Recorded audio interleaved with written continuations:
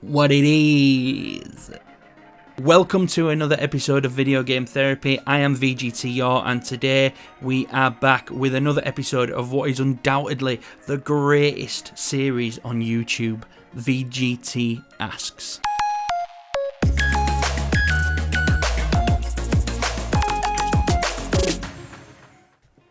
This is the show where I basically do nothing.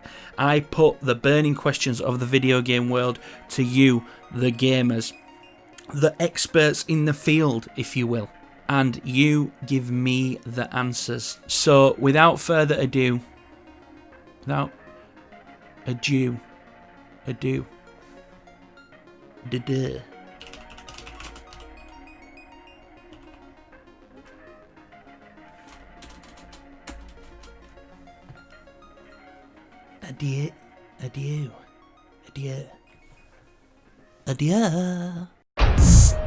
What is your most controversial gaming opinion? I thought long and hard about this, and ultimately my controversial gaming opinion is more of an affliction. I would call it as an opinion, but still controversial all the same. And that is that I play inverted. But yeah, I play inverted. On the vertical axis, cue Joe calling me a mutant. Mutant. Yeah, that's it. Everybody that I know that I play with absolutely hates it and hates me for it.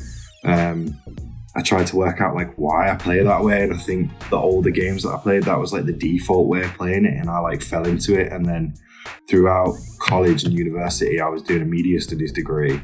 So especially from a camera point of view, inverted makes sense to me, because if you are operating a camera like a TV camera, then to point it down, you would lift the back end of the camera up, and to point the camera up, you would pull the back end of the camera down. So I think that became natural to me. Interesting theory. But let me debunk that. Media teacher here, and I do not play like a subhuman sewer rat. Most controversial gaming opinion. I'll probably say I never liked the Final Fantasy games.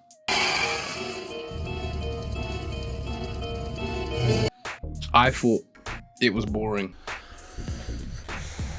I know. So, for me, unfortunately, it was that. I was a GameCube Dreamcast person, so I was already broken. Back then. So, so that would probably be my controversial thoughts. Unfortunately. My most controversial gaming opinion. This is a really hard question for me because I'm really open-minded with games, and if I don't like something, I can usually see why other people like it, even though I'm not very interested in it myself. So I knew straight away it was going to be something that I like that other people don't like, which brings me on to Fallout 76. Yeah, I really enjoyed it. It was really fun. The game was broken. There's no denying that the game was broken, but you know what? That's why it was so fun to play. I think I just really love the Fallout franchise, and I love the music, the world, the characters, the enemies, the super mutants and stuff. I just couldn't help but love the game, and even more so playing Fallout with your mates, and all the glitches and the brokenness. It was funny, proper funny.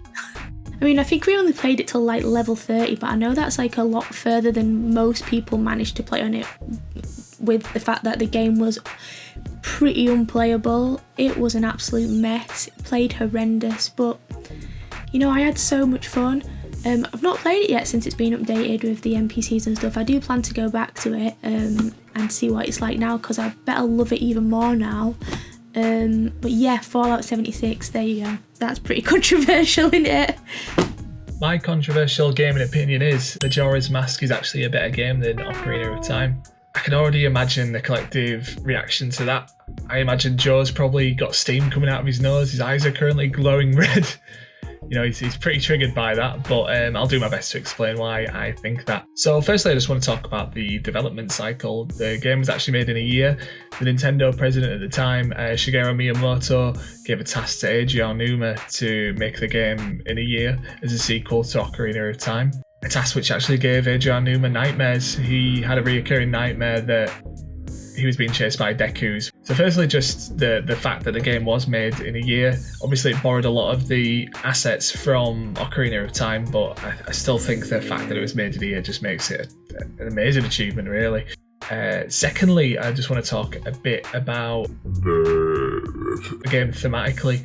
So a common theory of the game is that Link actually dies at the beginning of the game when he falls down the pit, and that the game is about him escaping purgatory and trying to go to the afterlife. So I think that really just gives the game an extra aspect. So Ocarina of Time, again, don't want to detract from it because I do love the game, but I think it just adds an extra dimension. Ocarina of Time's story can boil down to, the classic tried and tested trope of good versus evil, and that's present in Majora's Mask as well, but I just think that extra dimension that's given by, that struggle to the afterlife just makes the story more compelling. It's also backed up by the Hyrule Astoria that Link might have actually died in Majora's Mask. The Stalfos in Twilight Princess actually says that as a hero he didn't fulfill his full potential, and Twilight Princess is actually a direct sequel according to the timeline, so there's actually some substance to that. Just an extra dimension that Ocarina of Time didn't really have as much as Majora's Mask.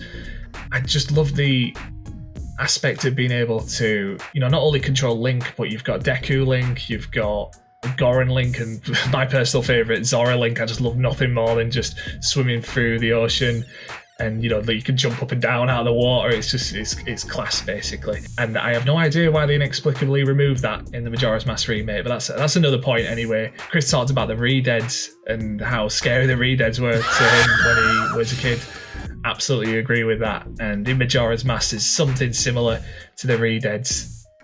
In the Ikana Canyon, there is a music house, and a little girl's like protecting her father because he's been mutated. But Joe, just show a video of that because horrible, nightmare inducing. But yeah, that's just a little bit why I think that Majora's Mask is a better game. But I expect nobody to agree with me.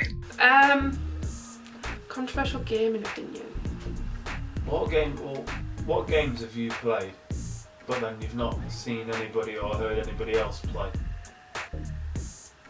None, because I'm a basic bitch that just follows trend. No, so I don't like Dr. Disrespect, and watching him I find him really arrogant. So yeah, is that a controversial gaming opinion? Because everybody seems to love him and the character.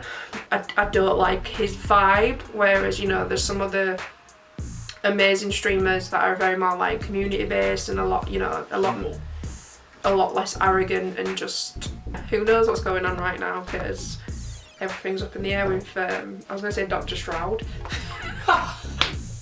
That's definitely getting put in. Yeah, Dr. Disrespect, not Dr. Shroud. But yeah, so with everything that's happening with Dr. Disrespect at the minute, yeah, that's a controversy within itself, I guess. Basically, go follow people like VGT Yo on Twitch, me, Star Exclusive, Garvac, Cats and Crisps, Wake Up Peach and JJ is Rad, because we're all really nice.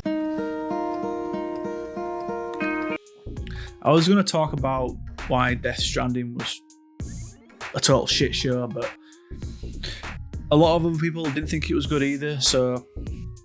And it's quite new. I've not had much time to ponder over why it's bad.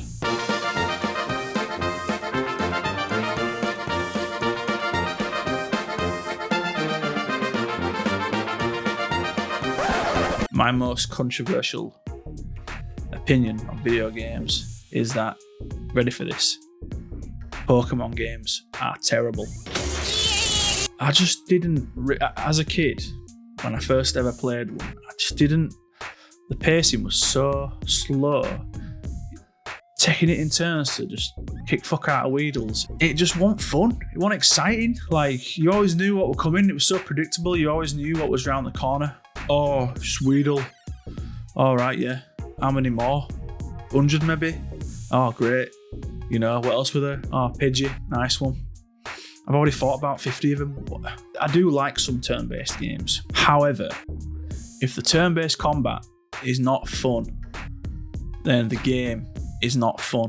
Like, in Blue Dragon, you can fight about 1 million little scorpion things, but it's just fun. You've got this big dragon thing that sits behind you, and you've got all these cool abilities. The animation's cool, and the voice acting's great.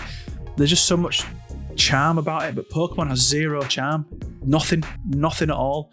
They're all just boring characters with the same mundane goal and doing the same shit over and over again. And I know that they've got rid of it, but the early games with the random encounters, just walking through a bit of grass. Oh, fucking hell, game. Really? I've just done that. Every time that happens, oh, I've got to stop now and do this. You can't crack on. You know what I mean? You just can't do anything. Events that keep repeating themselves. Games that just keep stopping and starting constantly. I just can't do it. Red, blue, yellow, gold, silver, sword, shield, whatever the fuck colours and symbols they want to use now. I'm just finding like opposites out there.